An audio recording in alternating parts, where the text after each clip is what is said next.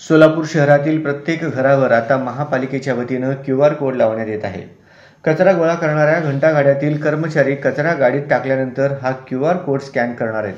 त्यामुळे आता घंटागाड्यांना वेळ पाळावी लागणार आहे। शहरातून रोज सुमारे 300 टन कचरा उचलला जातो। या कचऱ्याच्या वजनावर मक्तेदाराचे बिल काढले जाते। अनेकदा गोळा केलेला कचरा आणि नोंदीमध्ये तफावती आढळून आल्याचे आरोप झाले। त्यावर आता तोडगा काढण्यात आलाय।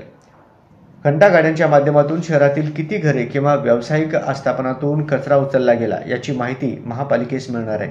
तसेच घंटागाडी एखाद्या परिसरात गेली की नाही हे देखील कळणार आहे।